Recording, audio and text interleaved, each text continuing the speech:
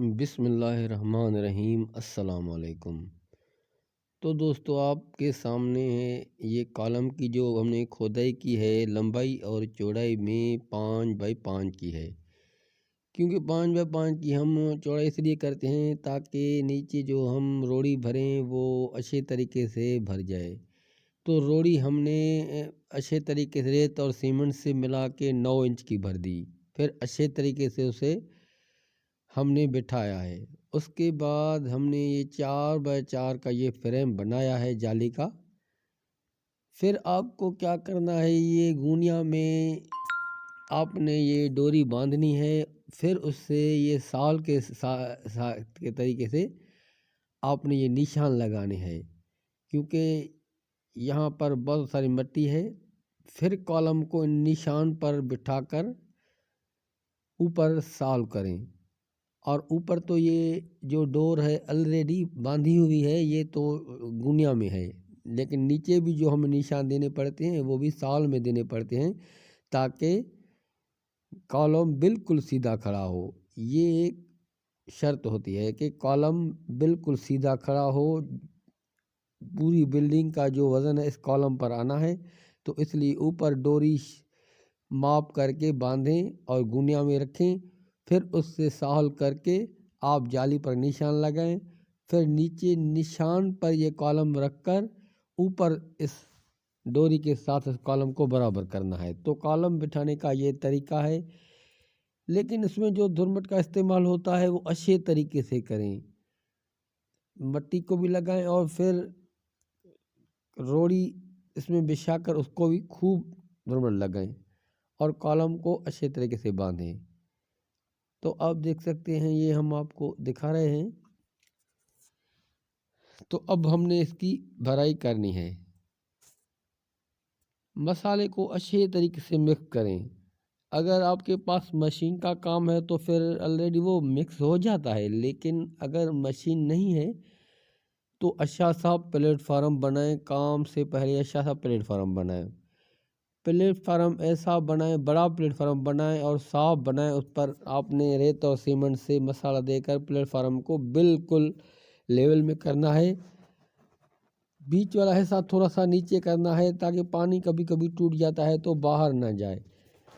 तो फिर आपने इसकी भराई करनी है। तो आप देख सकते हैं, तो इसकी भराई कम से कम 1 फुट होना ज़रूरी है। 1 फुट जब इसमें भराई होगी तो इसका प्लेटफार्म नीचे अच्छे तरीके से बन जाएगा।